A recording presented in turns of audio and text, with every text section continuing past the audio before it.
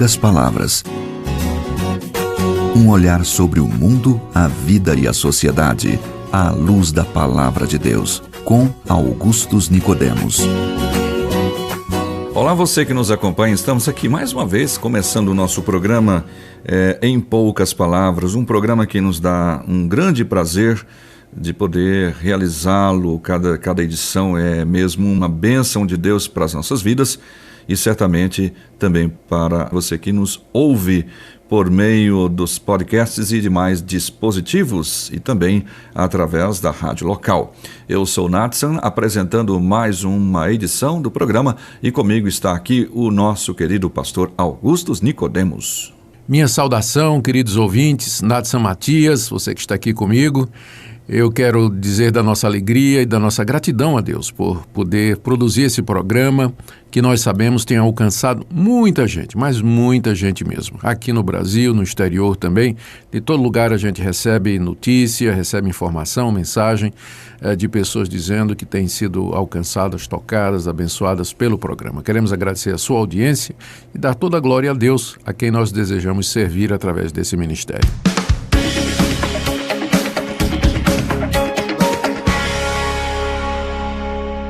Queridos ouvintes, mais uma vez estamos aqui, então com temas que são relevantes para a sua vida.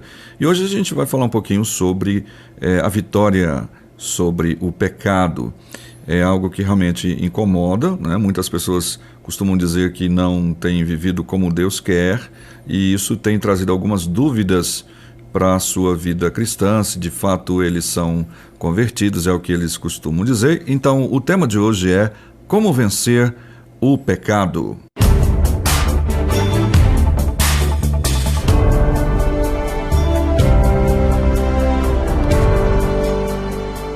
Pastor Augustus, nós vamos tomar então um dos e-mails, pelo menos um ou dois, que nos ajudam nesse sentido. São ouvintes que têm essa questão da vitória sobre o pecado. Um deles é o Anderson Felipe dos Santos. Ele diz que gostaria primeiro de agradecer pelo ótimo programa, pelos ensinamentos do pastor Augustus. Ele é de Cascavel, Paraná, e acompanha o programa via YouTube. Muito bem. Então, ele então eu conheço Cascavel. A minha esposa morou lá há muitos anos. Okay, o pai dela era missionário lá naquela região toda, entre os holandeses, na colônia. E de lá ela foi para o Nordeste e lá me conheceu. Olha só, né? Pois é. E que bênção. Eu não conheço a cidade de Cascavel, não. Apesar do nome, é uma cidade bonita, viu? É isso que eu ia falar. Quando eu trabalhava num campo de plantação de igreja, certa feita, eu gostava de colecionar cobras para num vidro assim. Minha esposa era professora, ainda é, né? E eu peguei duas cascavéis, digamos assim, né? Duas cobras desse tipo aí. Mas, certamente, a única cascavel que eu conheço, por enquanto, cidade não, mas quem sabe um dia a gente conhece lá. E ele então, pastor, ele estava lendo lá o versículo 26 do capítulo 10 de Hebreus, e ele diz assim: gostaria de entender o que seria viver deliberadamente em pecado, depois de termos recebido o pleno conhecimento da verdade. Já não resta sacrifício pelos pecados. Ele entende, em uma leitura simples, diz ele, que o pecador que conhece a verdade e continua pecando não será salvo. Porém, diz ele, todos nós somos pecadores. Às vezes falamos mais do que se deve, pensamos coisas impróprias no momento de raiva, não ajudamos alguém em um momento de necessidade. Diz ele, o único que nunca pecou foi Cristo Jesus. Assim, ele gostaria de saber qual é o real significado desse versículo do livro de Hebreus, para quem um dia conheceu a verdade e comete pecados e não volta mais para o corpo de Cristo, ou é para quem conhece a verdade e comete deslizes? Então é sobre pecado e vida com Deus, né? Muito bem. Ok, nossa saudação aí ao Anderson, que nos escuta e que enviou essa pergunta. Nathan, eu acho que a melhor maneira de abordar esse assunto é lembrar aquela famosa distinção que nós encontramos na teologia prática com respeito à salvação. Cristo veio nos salvar do pecado. Só que essa salvação, ela acontece em 3 etapas. Em primeiro lugar, Cristo nos salva da culpa do pecado mediante a justificação, que é um ato de Deus único, pontual, em que Deus perdoa a nossa culpa, nos recebe como filhos e parte da sua família.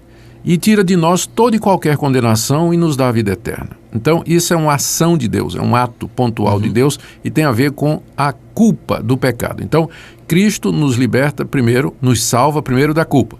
Certo. Segunda etapa, Cristo nos salva do poder do pecado. Ou seja, essa segunda etapa, ela não é pontilear, mas ela é linear. É um processo que nós chamamos de santificação. A primeira etapa é a justificação. A segunda é a santificação.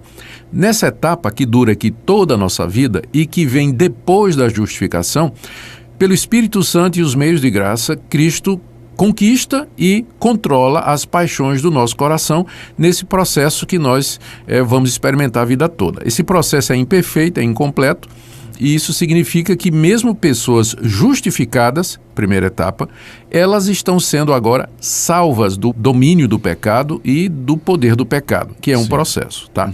E a terceira etapa é quando Cristo vai nos livrar da presença do pecado em nós, que nós chamamos de glorificação, que se dará por ocasião da ressurreição dos mortos na segunda vinda de Cristo. Aí nós teremos corpos perfeitos, onde não há mais pecado e, portanto, não mais possibilidade de pecar. Então, às vezes, as pessoas não compreendem isso e pensam que o fato de termos sido perdoados, primeira etapa, significa que já estamos na terceira etapa, completamente livres do pecado. Não. Exato.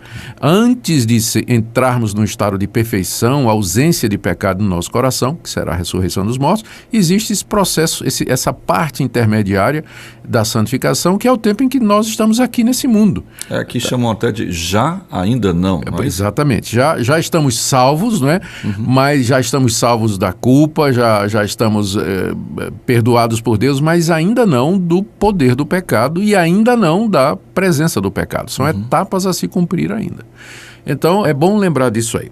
Agora, vamos voltar para a pergunta dele aqui, que ele queria saber o que é que Hebreus 10, 26 está dizendo. Eu vou ler aqui, ó. Lá diz assim: se vivermos deliberadamente em pecado, depois de termos recebido o pleno conhecimento da verdade, já não resta sacrifício pelos pecados. O pecado a que o autor de Hebreus se refere aqui é o pecado da apostasia, Natsan, que é o pecado na carta aos Hebreus.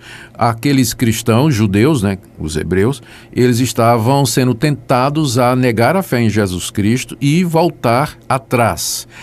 Blasfemar contra Jesus Cristo e voltar atrás.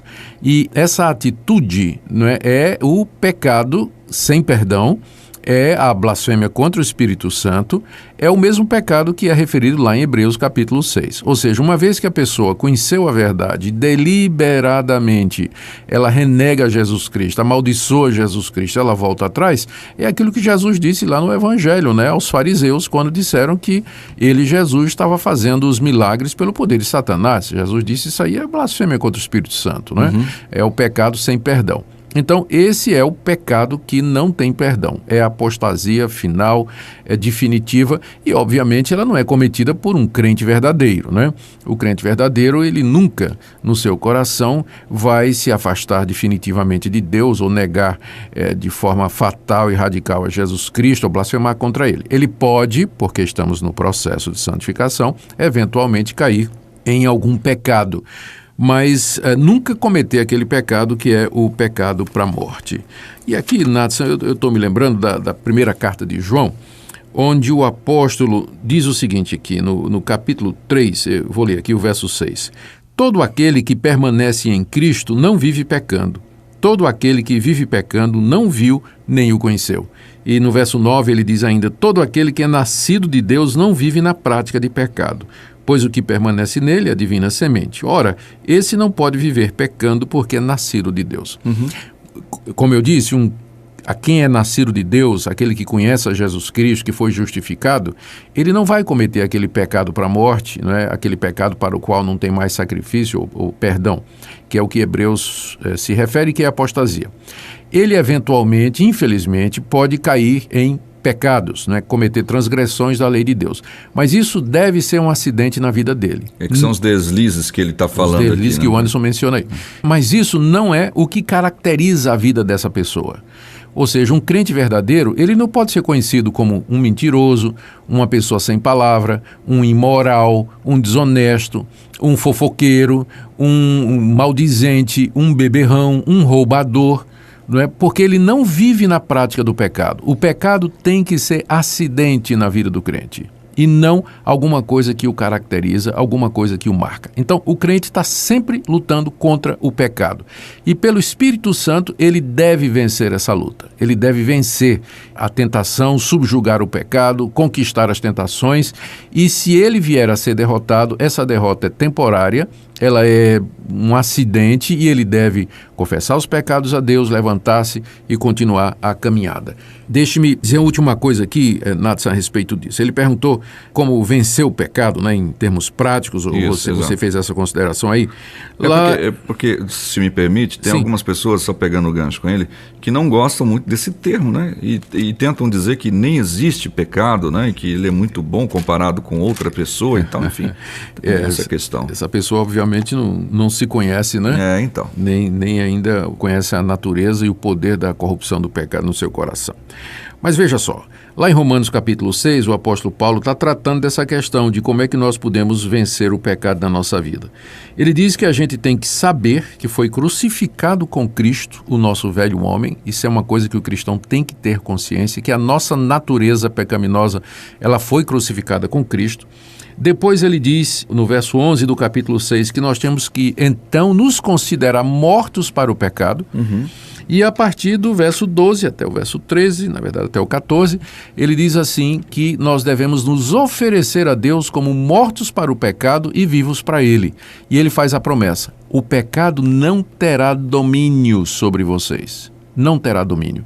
Então, é isso que nós queremos experimentar no dia a dia. O pecado não tem domínio sobre nós, porque eu sei que eu morri com Cristo, sei que meu velho homem foi crucificado com Ele, eu me considero morto para o pecado, me ofereço a Deus para fazer a vontade de Deus. Então, se eu faço essas coisas, Natsan, o pecado não vai ter domínio sobre mim e eu poderei resistir às tentações e vencer os pecados. Vencê-los, obviamente. Em termos práticos, isso significa todo dia gastar tempo em comunhão com Deus, em oração, leitura da palavra, e fugir das tentações e me unir, ou viver essa união com Cristo Jesus pela fé, porque é da união com Cristo que vem o poder para nós vencermos o pecado. Nós não temos essa força em nós mesmos, mas ela é derivada da união com Cristo vivo, ressurreto, que tem todo o poder no céu e na terra. Amém. Tem muita gente que tenta vencer essa situação sem ter comunhão com Deus, o que vai ser extremamente complicado e difícil. Não vence não. Pois é. Vai perder todas. Preciso de estar unido a Cristo por meio da leitura da palavra e da comunhão com Ele. Tá bom, Anderson, obrigado pela sua carta, pelo seu e-mail, aliás, né, que chegou aqui para nós, no nosso endereço de e-mail, e agradecemos muito a sua participação e também de todos os nossos ouvintes que estão ligados em mais uma edição do Em Poucas Palavras. Pastor, queremos agradecer também a Deus pelo livramento que Deus trouxe ao senhor e à família também, a sua esposa, aliás, Sim. desse acidente. Muitos irmãos estavam preocupados e está ouvindo a voz do reverendo Augustus.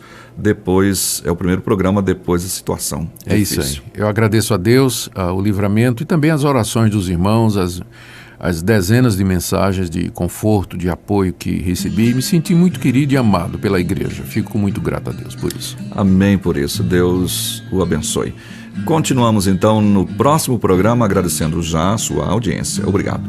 Se confessarmos os nossos pecados, Ele é fiel e justo para nos perdoar os pecados e nos purificar de toda injustiça. Se confessarmos os nossos pecados,